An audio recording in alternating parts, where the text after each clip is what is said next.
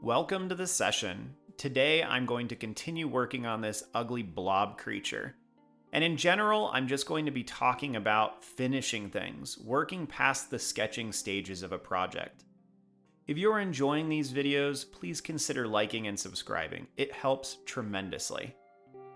I picked right back up where I left off last time, working on the teeth, starting to hone in on some of the particular details as I move through the piece. I'm paying attention to these teeth on the backside now, thinking about the fact that they're either going to be darker because they're in shadow or they're going to be lighter because they're further away. At this point, I've kind of gone with the darker idea, which just cements the fact that not only is the light coming from the left side, but it's coming from a little bit back behind the creature as well. These little subtle things, I think, are part of what make it feel more lifelike, make it feel like it exists in our three-dimensional space. I evidently got to a point where I was a little bit bored with the brush pens for a while, and so now I've gone to an old friend of mine, which is hatching. Using the ink, I am making directional marks that show the inner contour of the mouth. This is allowing me to illustrate some of what's happening without having to actually work on gradual shading. This doesn't really translate to a lot of other art forms, and that's something that I've run into recently as I've gotten to where I'm pretty proficient at working with ink and letting the little lines and the scratches and the cross-hatching show where the contour of a thing is moving. But when you're working with digital art, for example, that's a little bit harder to do. You can kind of continue to insinuate those things, but most of that is a much more gradual realization. So it's funny, but when you get into advanced ink techniques, I'm not sure that they transfer to other things.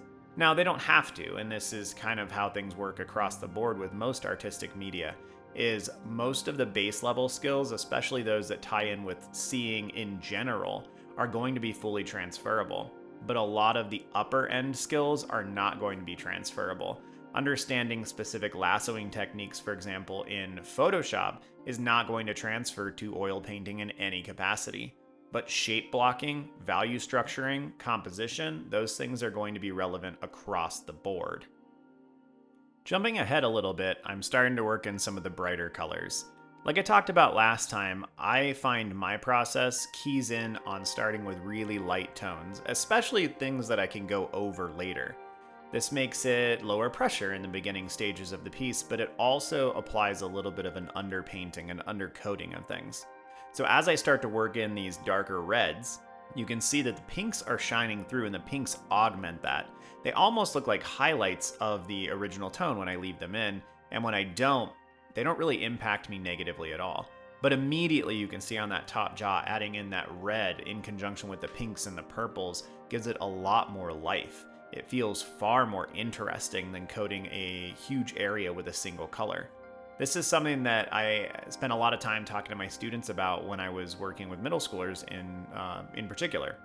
Because middle schoolers would often look at a field of grass and just color the entire thing green. It would be the same green. And then pretty much uniformly, they get to the end of that and not like it.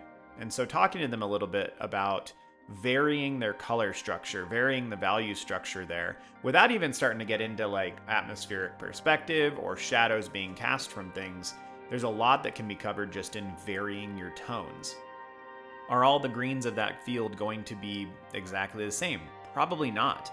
Having a little bit of yellow in there, maybe even some browns or a darker green, some red to be the contrast to the green, is going to create a much more interesting and thought-provoking field of color.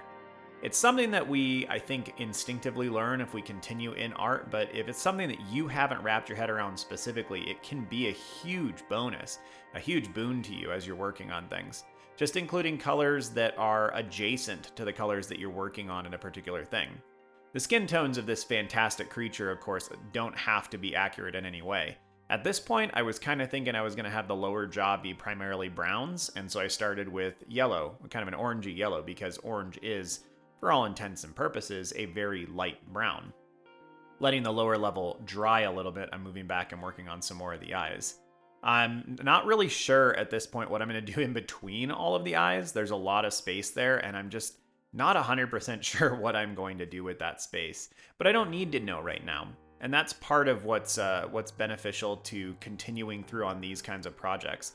And what's beneficial is perhaps not the right way to say that, but it's one of the good things about pushing through. It would have been very easy, and I have a lot of pages in my sketchbook like this, to have abandoned this or just walked away from it halfway through because I didn't really know how to solve the problems that are there. And sometimes working through and trying to figure out how to solve the problems that the piece that you've created so far presents, in that process, you learn so much about what you need to learn about with your own individual art making. I could sit here and I could give you a list of 30 or 40 things that you need to follow in order to learn how to create an interesting piece. But the reality is each of us are so different that only a certain percentage of that is actually going to pertain to you. You are going to have to find your own ways of doing these things. You're going to have to find your own rules. And perhaps that's one of the things that makes art as difficult as it is the fact that you can't get a concrete, perfect set of rules, standards, and things that you need to align yourself to in order to continually and assuredly progress. My path towards where I am artistically is a long and strange one. It has a chunk of time in the middle where I was a professional landscaper, and then it has a chunk of time where I was teaching for 11 years. Teaching about art, yes, but not spending a lot of time making my own. So there are these weird gaps. I can't give you, and I don't think anyone can give you, an exact path, an exact map towards artistic proficiency. And I really, really don't think that anyone can give you a direct path towards your own artistic fulfillment. I think that's a far more difficult thing to find and to discover for yourself. Although I do think it's far more important, far more valuable. And again, I want to come back to the importance of finishing things. The importance of going back to the sketches in your sketchbook that you weren't sure how to work with and try to solve those problems. This guy hasn't been particularly difficult for me, but I frequently run into drawings where I just don't know what to do. Often it's working with humans because humans are so dang difficult, but also sometimes it's working with a sword or with a building or something more along those lines. And it's easy, especially because for 99% of us, art is our hobby. It's something we enjoy doing. Sometimes it's something we do to de-stress. And so it seems almost counterintuitive to go back into this thing that is specifically for joy and a lack of stress and put ourselves in a potentially stressful situation working through things that didn't come naturally to us. But even for those of us who are not focused on trying to make a career out of this, who are not focused on progression, I would wager that all of us want to get better. And so maybe progression for you just looks different. But I think we all want to get better. We've jumped ahead again, where I'm working on more of the finalizing details on some of the upper portions. I at some point discovered how I wanted to work with the chunks underneath each of the eyes. I'm going to assume that the skin tones of this creature, just like I mentioned earlier with the lower jaw, are brown, and so the eyes themselves have this purple and violet kind of scheme going on, and then I have the counter to that, browns and oranges underneath it. I'm hoping this will make the eyes pop a little bit more. Now you can always make things stick out or pop, as it were, via contrast. You can use value, which is very frequent, having lights and darks distinguish the edges of things. Or you can use color, and in some cases you can use both. So I'm using dark brown tones, which are kind of the opposite of the violet, in the creases up on the top, and hoping that'll make the eyes stick out a lot more. There's a lot more character shining through now. Again, the three-dimensionality is represented there, but we actually have pupils now. Or, well, we don't have pupils. We have irises. We have the defined pupils, but they're not colored in. That will help when that happens later. This feels like something with personality now. And like I talked about in the last session, this is elusive. This is not something I often attain. It's something I always desire, but it's often something I do not attain in my drawing. And though my joy is not particularly linked to whether the drawing has character or not, I am enjoying this drawing. And sometimes that's important too, is just to come back to drawing is good for us to do because it grows us as human beings and because it's enjoyable. It's fun because I'm progressing, I'm growing and I'm learning and I'm working from my imagination, which always feels like such a wonderful thing when you're able to work from your imagination and it turns out halfway decently. So this is an encouraging piece for me. It's been fun. The result is turning out decently. And also I have the satisfaction of pulling things out of my mind. When I say that, that makes it a little bit scary. Like, what's going on inside your head if this is the kind of thing that's in your mind? I don't have weird eyeball creatures floating around in my mind most of the time.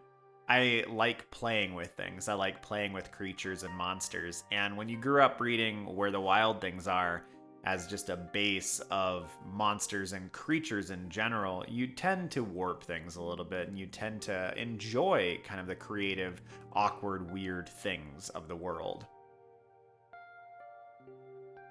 Now here's something I'm often hesitant to show on any of my drawing videos. I've turned my sketchbook sideways. Now, of course, there's nothing wrong with this. Turning your sketchbook sideways is a magnificent tool. It's something that I often had to talk to my students about because they had a hesitation to do so. But when you shift your sketchbook sideways, you're rotating the angle at which you draw your lines and curves. The human wrist moves in a particular way, and that particular way can be translated to different curves than normal just by moving the surface you're working on. The reason I don't do this often, and I'm scared to do it sometimes when I'm working on a video, is that it makes it more difficult for you who are watching to see what I'm doing. In that moment when I shifted the sketchbook, if you had skimmed ahead or you were just watching that individual section, it's a little disorienting. Now, I've left it in here because it's authentic, it's real. That's how I did those lines. That's how I made them turn out the way that I needed to. And these sketchbook sessions are about that. They're about being authentic. I want anyone who's watching to see these drawings and how they come together. And in some cases, I want you guys to be able to see it doesn't always turn out well. And sometimes it looks ugly for a long time until it looks okay. And sometimes you're working on something ugly like this where it's just always gonna be ugly, but that's kind of the point. I enjoyed working on these teeth. There's something about the architecture of them, all the tiny little lines, and just laying them out. They look so awkward, they're almost like viscerally human, and I'm just enjoying working on them. There's so many pieces of this drawing that were just fun to work on. Working with the brush pens, though, it almost doesn't feel like drawing in a way. It feels like painting. You're laying out these giant fields of color. Watercolor allows me to do that too, but these dry much, much more quickly. You see, again, I flipped the sketchbook all the way upside down now, and again, if you ever have any embarrassment or shame or feel like you shouldn't do things like this, throw that away. It doesn't matter. There's nobody to impress. There's no objective right way to work in your sketchbook. You could start back to front if you want. I actually did once, but it was on accident. But working upside down like this, it allows my wrist to do things that it wouldn't be able to do otherwise. In particular, in this case, it allows me to get way closer up to the edge. It just makes certain things easier. And with art being as difficult as it is, anything you can do to ease that journey, to make it just a little bit simpler, is a beneficial thing, and we should embrace that. There is no objective standard way to work on our artwork. It's our own, it's personal, and that's part of what makes it difficult, and that's part of what makes it so fun. I'm finally starting to work on the tongue here. I didn't know exactly what to expect, but as I started laying out all these tones, again, I found it so interesting and so fun. I was able to work almost with a hatching type of technique here where I'm allowing my lines to follow the contour of the tongue, this weird warty thing that's flowing out of this awkward mouth. There's also the one tooth underneath it that's kind of leaning out, which I think looks cool, but honestly at the beginning I forgot to think about the fact that the tongue would have to go over the tops of the teeth. If I had this to do again, I would have had it resting on top of the teeth and you could see the teeth pushing up and kind of the weight of the tongue moving around it.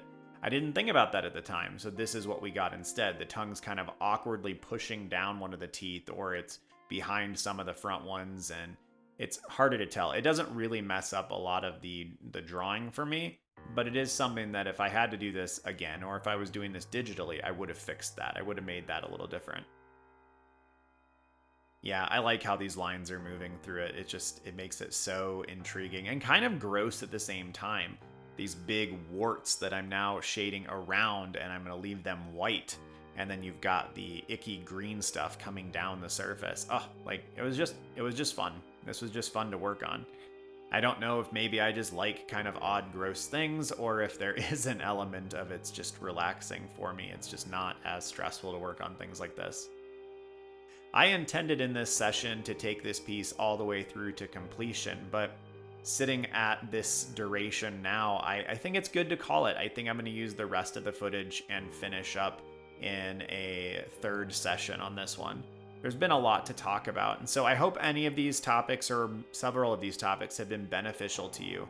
I hope you're getting something out of these sessions, and so whatever your favorite part was from this, something you agree with, disagree with, whatever that might be, please leave it in the comments below. I would love to hear from you, and I'd love to know what you found most helpful throughout this session. Have a good one, y'all. See you soon.